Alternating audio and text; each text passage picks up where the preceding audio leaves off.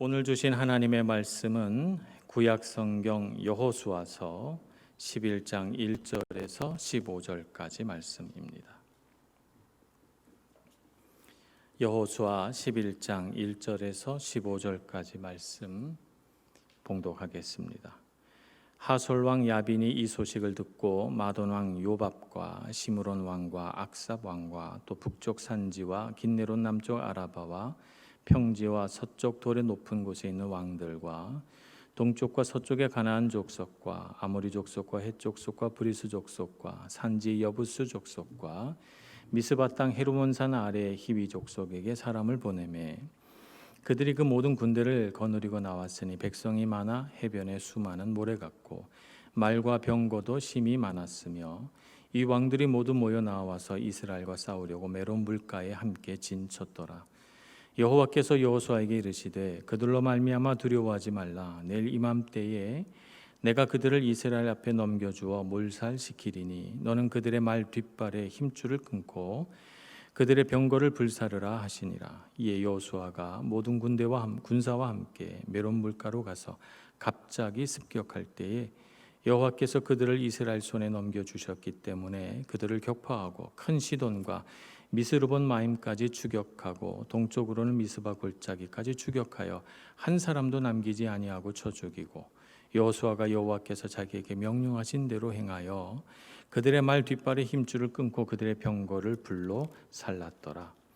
하솔은 본래 그 모든 나라의 머리였더니 그때 여호수아가 돌아와서 하솔을 취하고 그 왕을 칼날로 쳐 죽이고 그 가운데 모든 사람을 칼날로 쳐서 진멸하여 호흡이 있는 자는 하나도 남기지 아니하였고 또 하솔을 불로 살랐고 여호수아가 그 왕들의 모든 성읍과 그 모든 왕을 붙잡아 칼날로 쳐서 진멸하여 바쳤으니 여호와의 종 모세가 명령한 것과 같이 하였으되 여호수아가 하솔만 불살랐고 산 위에 세운 성읍들은 이스라엘이 불사르지 아니하였으며 이 성읍들의 모든 재물과 가축은 이스라엘 자손들이 탈취하고 모든 사람은 칼날로 쳐서 멸하여 호흡이 있는 자는 하나도 남기지 아니하였으니 여호와께서 그의 종 모세에게 명령하신 것을 모세는 여호수아에게 명령하였고 여호수아는 그대로 행하여 여호와께서 모세에게 명하신 모든 것을 하나도 행하지 아니한 것이 없었더라. 아멘. 여호수아서는 가나안 정복을 기록한 책이죠. 여호수아서가 24장으로 구성되어 있습니다만 그런데 이 가나안 정복의 이야기는 사실상 11장으로 끝이 납니다. 오늘 우리가 11장을 시작을 했는데요. 11장 이후는 어떤 지역을 정복했고 어떤 지역은 정복하지 못했는지 그리고 가나안 땅을 어떻게 분배했는지 등등의 이야기들이 등장하게 됩니다. 11장 끝부분에 23절에 그 땅의 그 전쟁이 그쳤더라라고 하는 말씀으로 사실상 정복 전쟁은 끝이 나게 됩니다. 11장까지의 과정을 살펴보면 1장에서부터 5장까지는 가나안 정복을 위하여 준비하는 시간이었고 가나안 정복 전쟁이 시작된 것은 6장에 등장하는 여리고성 싸움부터 등장하는데 그것이 이제 11장으로 마무리가 됩니다. 전쟁을 보면 여리고성에서의 전쟁, 아이성에서의 2차례 전쟁, 그리고 남쪽 지역의 5 왕들이 연합한 군대와의 전쟁, 그리고 오늘 11장에 이르러서 가나안 북방의 하솔 왕을 중심으로 한 북쪽의 가나안 족속들과의 전쟁을 이렇게 크게 분류해 볼 수 있겠습니다. 북쪽이 남쪽보다 훨씬 더 땅이 비옥하고 좋은 곳입니다. 헤르몬산에서 흘러나오는 물줄기가 갈릴리 호수를 채우고 또 그 호수의 강이 요단강을 따라 흘러감으로써 이 북쪽 지역은 상당히 비옥하죠.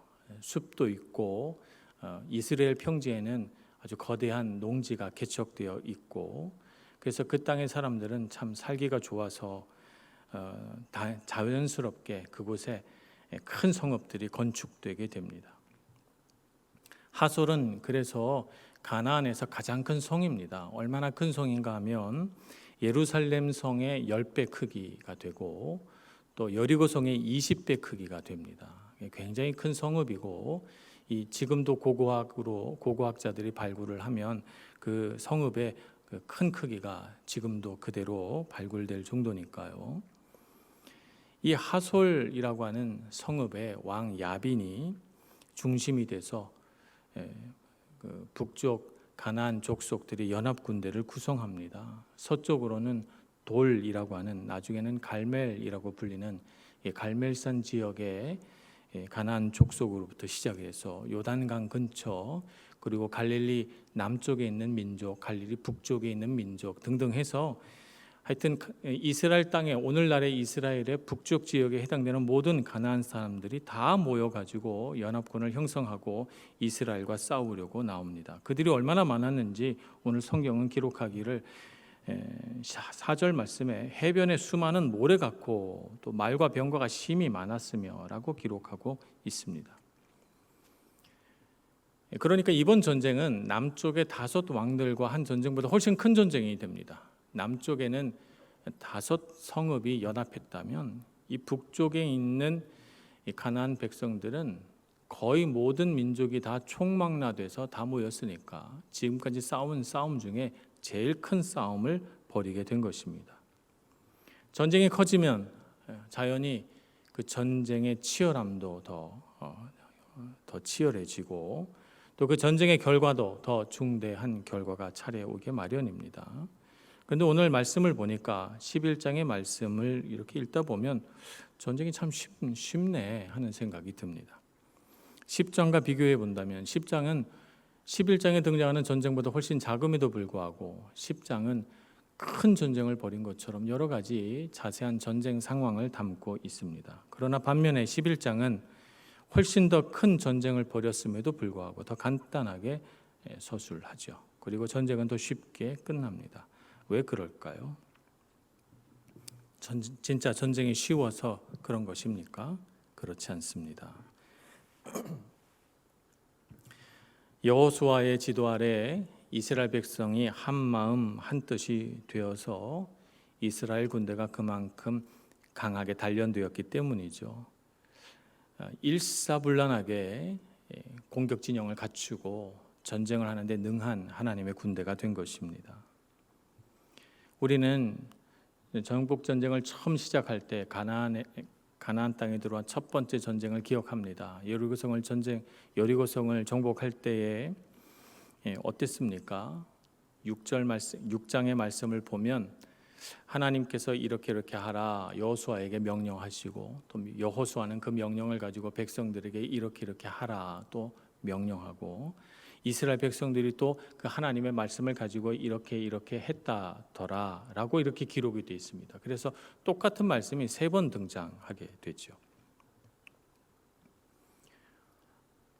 하나님께서 함성만 지르면 성이 무너질 것이다. 정말 싸움 중에서 가장 간단한 싸움을 왜 이렇게 길게 서술하고 있습니까? 싸움의 크기나 싸움의 어떤 치열함으로 따지면 11장의 말씀은 그것보다 훨씬 더 치열하고 그 안에 들어가 있는 스토리도 굉장히 많을 텐데 이 전쟁은 간단하게 하면서 함성만 지르면 무너질 여리고성의 전쟁은 굉장히 길게 서술하고 있거든요. 왜 그렇습니까? 여리고성에서부터 하나님이 가르치기 시작하시기 때문입니다. 전쟁은 이렇게 하는 것이다. 내가 너와 함께하고 너희들이 믿음만 있으면 함성으로도 성을 무너뜨릴 수 있다. 전쟁에서 승리하게 하는 것은 너희들이 들고 있는 칼과 창이 아니라 너희들의 육신이 아니라 너희와 함께하고 있는 나 여호와 하나님이시다 라고 하는 사실을 가르쳐 주기 위함입니다. 그 사실을 알게 하려고 하나님 백성들에게 차근차근 설명하고 있는 것이죠. 그 설명에 따라서 이스라엘 백성들이 순종하고 여호수아가 순종하고 이스라엘 백성들이 순종해서 그 순종의 결과가 어떻게 나타나는지를 보여주고 있는 것입니다. 그러나 동시에 반면 교사도 있었습니다. 순종하지 않은 아간 한 사람 때문에 아이성 공격에서 그들은 패배를 경험하게 되고 불순종이 얼마나 큰 심각한 결과를 가져오는지 그들이 알게 됩니다. 패배를 통해서도 그들은 순종의 소중함을 깨닫게 되는 것이죠. 순종의 능력임을 깨닫게 됩니다. 순종하면 승리하고 불순종하니 패배하더라 순종이 능력이구나 하는 것을 그들이 배우게 된 것입니다. 그러한 그들의 깨달음은 남쪽 5 왕들과의 전투에서 빛을 발하게 됩니다. 그렇다면 우리가 이 전쟁에서 하나님의 말씀에 순종하여 멋진 승리를 거두어 보자.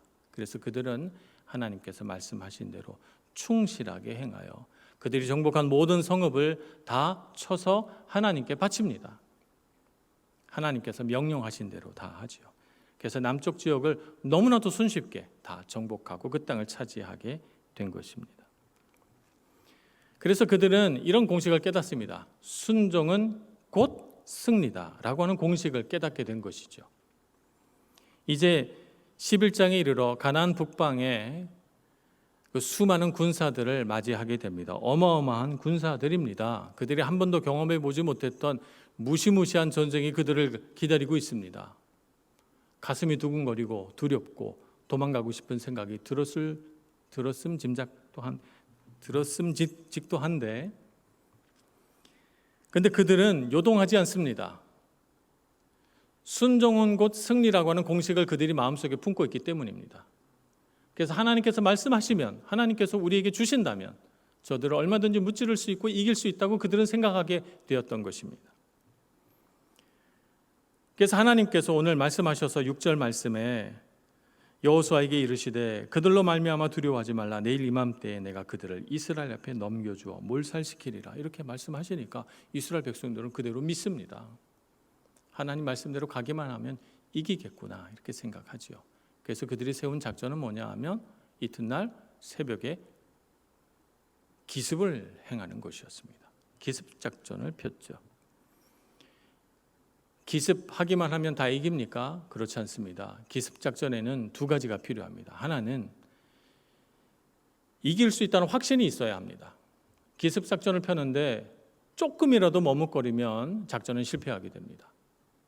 그래서 기습 작전의 가장 중요한 것은 그 작전을 펼치는 모든 군대가 이길 수 있다는 확신과 승리의 어떤 믿음으로 가득 차 있어야 됩니다. 2번째는 그런 확신 속에서 일사불란하게 움직여야 됩니다. 단 한 사람의 예외도 없이 모든 군사들이 명령에 복종해야 됩니다.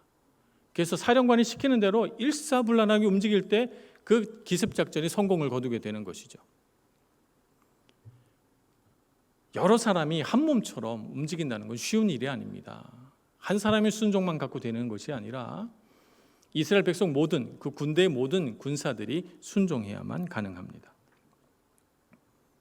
이미 여리고성에서 아이성의 패배와 또 승리를 통해서 또 5 왕들과의 싸움 속에서 그들은 순종은 곧 승리라고 하는 공식을 깨달았고 그것을 몸으로 체험했고 그것을 통해서 그들의 마음과 생각을 단련했습니다.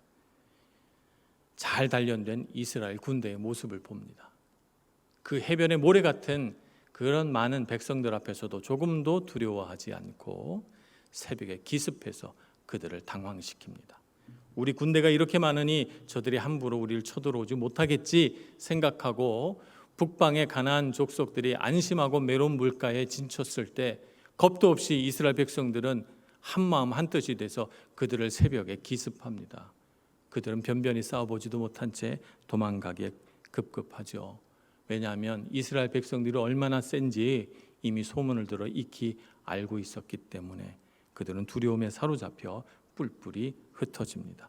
북쪽으로는 시돈까지, 그리고 여기 나와 있는 말씀처럼 미스르본 마임까지 추격해서 그들을 다 그 땅을 정복합니다. 북쪽으로, 동쪽으로, 서쪽으로 말입니다. 순종은 곧 능력입니다. 우리가 이 사실을 꼭 명심해야 되겠습니다. 우리 인생의 전쟁터에도 수많은 싸움이 있습니다. 우리는 이 싸움에서 어떻게 승리합니까? 하나님 말씀 붙들고 그 말씀으로 승리해야 우리가 싸우는 전쟁터에서 우리가 늘 승리를 경험하게 되는 것입니다. 성경에 보면 요셉이라고 하는 인물이 등장합니다. 요셉은 형제들로부터 버림을 받고 애굽 땅으로 노예로 팔려갑니다. 그는 참 고달픈 인생을 살았습니다. 노예로 사는 것도 참 슬프고 괴로운 일인데 그는 또 감옥에 갇혀서 오랜 기간 감옥 속에서 비참한 인생을 살아가게 됩니다. 그러나 하나님께서 그를 감옥에서 끌어올려 애굽의 총리가 되게 하시죠. 요셉은 자기 인생을 어떻게 해석했을까요? 요셉의 마음속에 사람에 대한 어떤 배신감, 가족에 대한 어떤 아픔과 상처 이런 것들이 남아서 그가 그 인생을 좀 왜곡된 시선으로 보고 있지 않을까, 그렇게 생각해 봄직도 하지 않습니까? 창세기 45장은 요셉의 자기 인생의 해석을 우리에게 들려줍니다. 창세기 45장 7절 8절 말씀입니다. 하나님이 큰 구원으로 당신들의 생명을 보존하고 당신들의 후손을 세상에 두시려고 나를 당신들보다 먼저 보내셨나니 그런즉 나를 이리로 보낸 이는 당신들이 아니요 하나님이시라. 하나님이 나를 바로에게 아버지로 삼으시고 그 온 집의 주로 삼으심에 애굽 온 땅의 통치자로 삼으셨나이다. 여기서 말하는 당신들은 요셉을 노예로 팔아넘긴 자신들의 형들을 말하는 것입니다. 형들을 향해서 내가 오늘 이렇게 된 것은 당신들이 한 일이 아니고 하나님이 하신 일입니다. 내 인생을 이끌어 오신 분은 하나님이십니다. 이렇게 고백하고 있는 것입니다.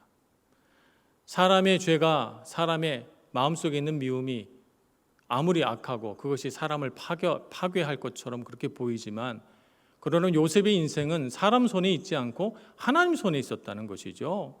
그래서 하나님께서 그 사람의 악함도 사용하셔서 그 형제들의 미움도 사용하셔서 요셉을 가다듬고 정화하고 단련시키셔서 애굽의 통치자로 세우시고 이 극심한 7년 가뭄이 들었을 때에 그 아버지와 아버지 집에 속한 모든 형제들과 그 가족들을 다 살리도록 앞서서 나를 이 땅에 보내셨다, 이렇게 고백하고 있는 것입니다. 그래서 나를 인도하신 분은 하나님이시다, 이렇게 고백하지요. 이런 고백은 단지 요셉의 고백일 뿐만 아니라 또 요셉을 바라보는 이스라엘의 고백이기도 합니다. 시편 105편을 보면 이렇게 기록되어 있습니다. 시편 105편 17절에서 19절입니다. 그가 한 사람을 앞서 보내셨으며 요셉이 종으로 팔렸도다. 그의 발은 착고를 차고 그의 몸은 쇠사슬에 매였으니 곧 여호와의 말씀이 응할 때까지라. 그의 말씀이 그를 단련하였도다. 아멘. 하나님께서 요셉을 앞서 보내셔서 그의 인생에 착고를 채우고 쇠사슬에 그의 몸을 묶어서 그의 인생이 참 비참하게 된 것처럼 보이지만 그 이해할 수 없는 고난 속에서 요셉은 하나님의 말씀으로 단련되었다라고 하는 것입니다. 하나님께서 왜 내 인생에 이런 고난과 어려움을 주실까라고 생각할 때 하나님은 선하시니 분명히 선한 계획이 있으실 것이고 나를 이와 같은 고난 속에서 단련시키셔서 나로 하여금 강한 믿음의 사람으로 자라나게 하시겠지. 하나님의 선하심을 믿고 그는 그 모든 고난 속에서 하나님 앞에 자라났던 것입니다. 그래서 그는 놀라운 하나님의 복을 누리게 됩니다. 하나님께서 왜 이런 고난을 주시나 하고 그가 반항하고 하나님을 떠나고 하나님의 말씀을 거역하고 살지 않았습니다. 자신은 다 이해할 수 없지만 그러나 하나님의 선하심을 믿고 그분의 인도하심에 그분의 말씀에 순종하는 삶을 살았던 것입니다. 결국 순종이 요셉을 정화하고 그의 마음속에 있는 교만과 그의 마음속에 있는 모든 경솔함들을 다 제거하고 정화시켜 나갔고 순수하고 아름답고 거룩한 사람 만들어냈으며 순종이 요셉을 단련시켜서 고난 속에서도 힘과 능력과 지혜를 발휘할 수 있는 뛰어난 사람, 탁월한 사람이 되게 했던 것입니다. 이스라엘 백성들도 원망하려면 얼마든지 원망할 수 있습니다. 가나안 5왕들, 남쪽의 5왕들을 우리가 물리쳤는데 이 정도 됐으면 하나님 이제는 한 족속씩 싸우게 해주세요. 좀 이제는 쉬운 전쟁하고 싶습니다. 이렇게 바랄 법도 한데 여리고성을 물리쳤더니 그다음은 더 큰 전쟁, 이번엔 더 큰 전쟁이 그들 눈앞에 차려와서 그들의 한계를 테스트하듯이 그들로 하여금 힘겨운 싸움을 하게 합니다. 하나님 왜 이렇게 하십니까? 요셉에게 하신 것처럼 똑같이 이스라엘 백성들을 정화시켜 내려 하는 것이고 그들의 마음속에는 모든 욕심, 모든 불신, 의심들을 제거하여 하나님 앞에서 거룩하고 믿음 있는 백성을 만들어 내시려고 단련시키는 중에 있는 것입니다. 그러므로 우리는 인생의 어려움을 우리가 경험하고 있을 때 그 순간에도 하나님의 말씀에 순종할 수 있는 믿음을 가져야 되겠습니다. 이 고난을 통해서 하나님께서 나를 정화시켜 나가고 이 고난을 통해서 하나님께서 나의 능력을 배가시켜 나가리라 하는 믿음을 가지고 순종해야 되겠습니다. 순종의 과정은 쉽지 않으나 순종의 열매는 달고 아름답습니다. 요셉의 인생이 그러했듯이 이스라엘 백성들이 이와 같이 북쪽의 그 수많은 민족들을 격파하고 이겼듯이 여러분들도 순종으로 능력 삼으시길 축복합니다. 두 번째 우리가 묵상할 것은 우리가 이 순종의 과정을 통해서 영광 받으셔야 할 분은 하나님뿐이시라는 사실을 꼭 기억해야 된다는 것입니다. 하나님께서 여호수아에게 명령하신 것을 보니까 딱 한 가지밖에 없어요. 뭐냐 하면 전쟁에서 승리하거든 말을 붙잡아 뒷발에 힘줄을 끊고 모든 병거는 불사르라 이렇게 말씀하셨어요. 말이라고 하는 것은 당시 고대 전쟁에서는 정말 꼭 필요한 전쟁 무기죠. 전쟁 자원입니다. 말을 타고 전쟁하면 그냥 걸어다니는 군사보다 몇 배나 더 강한 힘을 발휘할 수 있거든요. 거기다 병거를 끌게 되면 병거는 오늘날의 전차와 같아서 전투력을 높이는 데 매우 중요한 수단입니다. 자, 그렇다면 전쟁에서 승리해서 말과 병거를 빼앗으면 이스라엘 백성은 전투력에도 배가가 되죠. 그런데 이 전투력을 높일 수 있는 이 귀한 자원인 말과 병거를 말은 힘줄을 끊어서 우리 사람으로 말하자면 아킬레스건을 끊어서 걸어 다닐 수는 있으나 뛰지는 못하게 만드는 거죠. 병거는 다 불살라버리고 말입니다. 왜 이런 명령을 하셨을까요? 오히려 병거와 말을 많이 모아서 전투력을 높여야 되지 않겠습니까? 왜 하나님은 이런 불합리한 명령을 하시는 걸까요? 그 이유를 우리가 잘 알아야 되겠습니다. 먼저 우리가 살펴볼 말씀은 신명기 8장 12절의 말씀입니다. 신명기 8장 12절에서 14절 말씀 봉독하겠습니다. 내가 먹어서 배부르고 아름다운 집을 짓고 거주하게 되며 또 내 소와 양이 번성하며 내 은금이 증식되며 내 소유가 다 풍부하게 될 때 내 마음이 교만하여 내 하나님 여호와를 잊어버릴까 염려하노라. 하나님이 이스라엘 백성에게 가지신 한 가지 염려, 그것은 뭐냐 하면 풍부하게 하고 능력 있게 하고 아름답게 하면 하나님을 잊어버릴까 염려한다는 말이에요. 하나님이 주셨고 하나님이 함께 하셨고 하나님께서 베풀어 주신 능력인데, 그런데 그것을 성취하고 얻게 되면 사람의 마음이 교만해져서 내가 했다 이렇게 생각하게 되더라 말입니다. 그래서 하나님께서는 가나안 땅을 주시려고 하지만 가나안 땅을 주시겠다고 약속도 하셨지만 그러나 그 가나안 땅에서 백성들의 마음이 높아질까 늘 염려하고 계십니다. 눈에 보이는 말과 병거, 사람의 힘과 능력을 자랑하고 그것을 의지하며 살려는 마음을 경계한 것이죠. 그래서 우리 사람의 생각으로는 불합리하게 보이는 명령을 우리에게 하십니다. 말의 힘줄을 끊고 병거를 불사르라 이렇게 말입니다.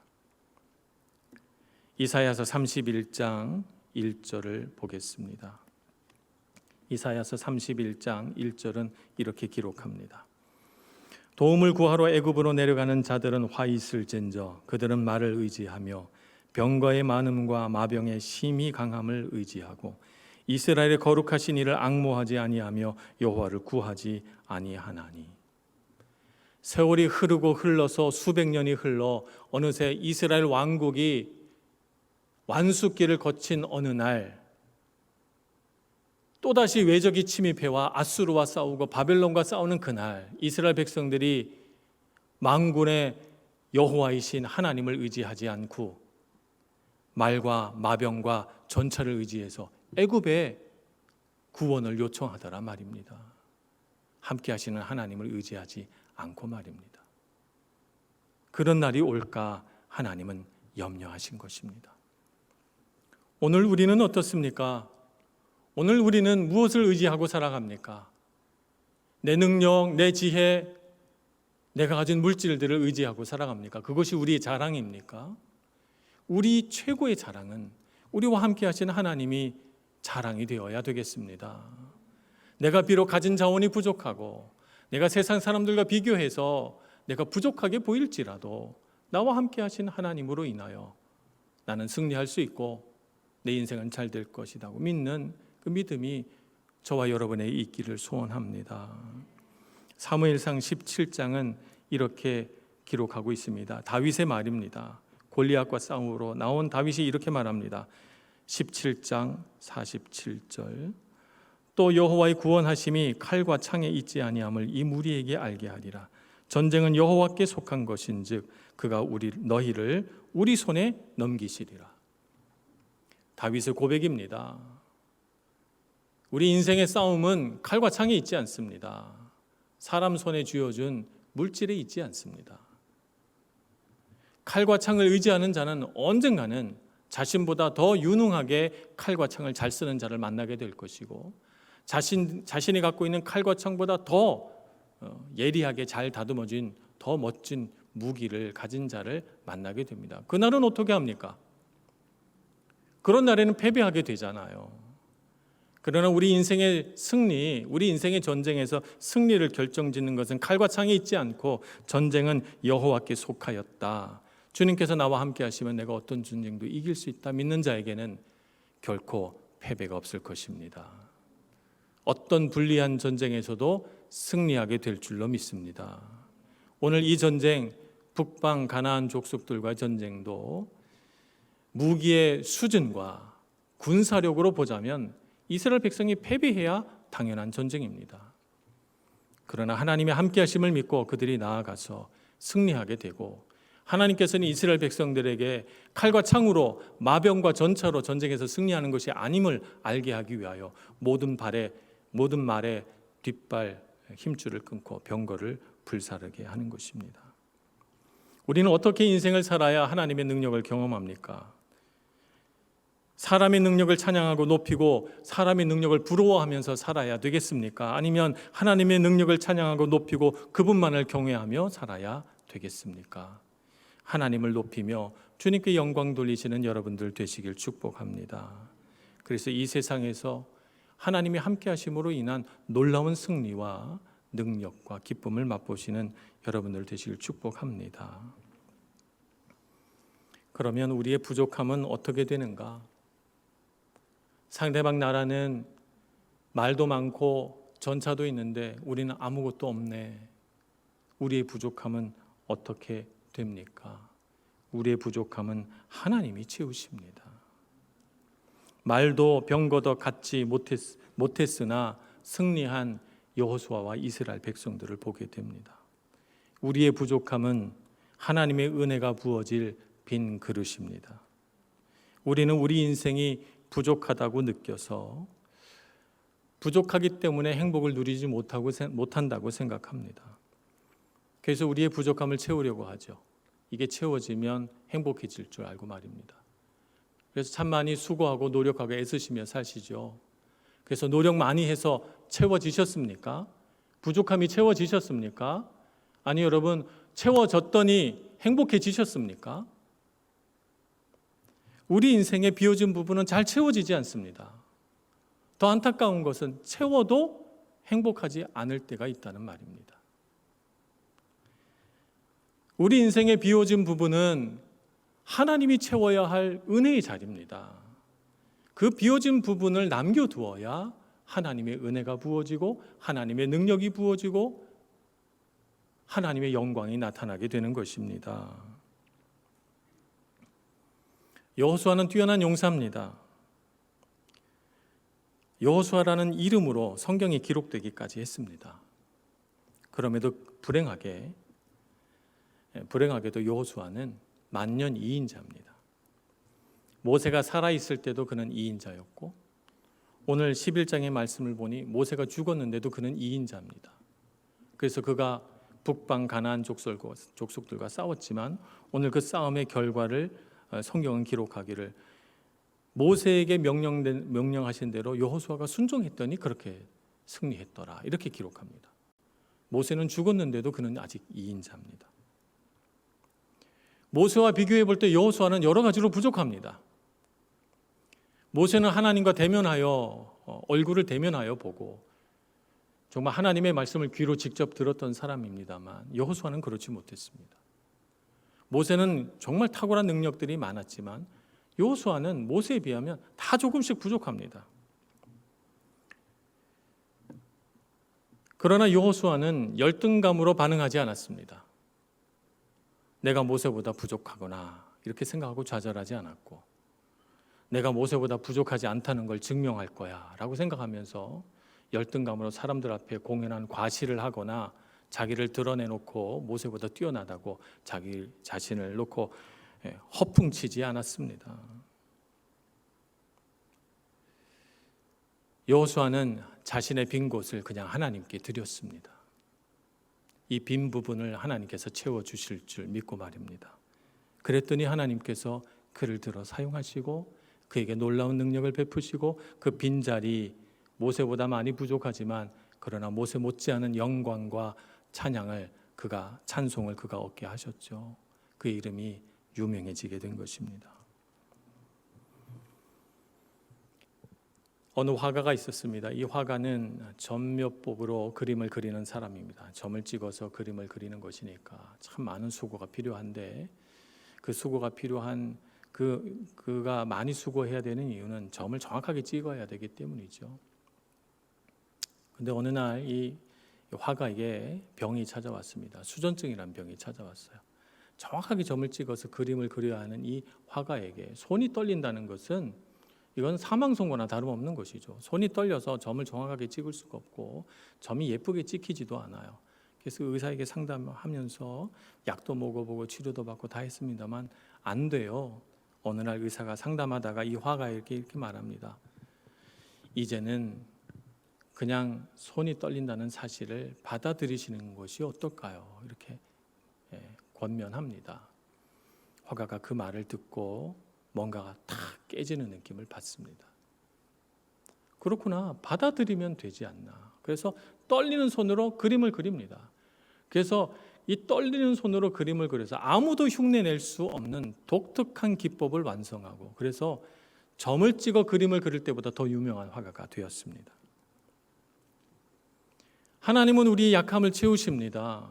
우리는 약하다고 좌절하고 우리의 부족함 때문에 우리의 인생은 행복할 수 없을 거라고 생각하지만, 그러나 하나님은 우리의 부족한 부분을 채우셔서 그 부분이 바로 우리가 은혜를 받을 자리요, 그 부분에 하나님의 영광과 능력이 나타날 자리라고 우리에게 말씀합니다. 사도 바울도 부족했습니다. 그래서 자신의 약함을 하나님께서 치유해 달라고 기도했으나 하나님께서 치유해 주지 않았죠. 왜냐하면 그 약한 부분이 하나님의 은혜가 부어질 자리이기 때문입니다. 고린도서 12장 9절은 그와 같은 하나님의 은혜를 이렇게 묘사합니다. 내 은혜가 내게 족하도다. 이는 내 능력이 약한 데서 온전하여 짐이라. 그런즉 도리어 크게 기뻐함으로 나의 여러 약한 것들에 대하여 자랑하리니 이는 그리스도의 능력이 내게 머물게 하려 함이라. 약한 것을 받아들입니다. 그 약한 곳이 바로 하나님의 은혜가 채워지고 하나님의 능력이 나타날 자리인 줄 알고 약함을 받아들입니다. 여러분, 열등감 속에 살지 마시길 바랍니다. 부족해서 인생이 불행할 거라고 예상하지 마시길 바랍니다. 오늘 집에 가셔서 종이를 꺼내놓고 나는 뭐가 약한가 적어보시기 바랍니다. 내 약함을 적어보시길 바랍니다. 약함을 적어 놓으시고 그 종이를 붙들고 기도하시길 바랍니다. 하나님, 이 자리가 빈 그릇입니다. 이 약함에 하나님의 은혜를 채워주소서. 이 약함에 하나님의 은혜를 부어주소서. 하나님의 능력을 부어주소서. 기도하시고 이 화가처럼 인생의 또 다른 반전, 사도 바울처럼 또 다른 반전의 인생을 살아가시는 여러분들 되시길 축복합니다. 기도하겠습니다. 자비하신 하나님, 우리는 약하고 부족하나 모든 능력과 지혜의 주인 되신 주님께서 우리와 함께 하심으로 두려워하지 않겠습니다. 보잘것없고 연약한 저희들을 사랑하셔서 우리 삶에 하나님의 놀라운 능력과 역사를 나타내 주실 줄 믿습니다. 세상의 허탄한 것을 의지하지 않고 오직 우리의 참부모 되신 하나님만 의지하는 저희들이 되게 하여 주옵소서. 일상에서 겪는 많은 영적인 싸움 속에서 주님 의지하게 해주시고 주님께서 주시는 지혜와 능력으로 이기고 승리하는 삶을 살게 하여 주옵소서. 예수님의 이름으로 기도합니다. 아멘.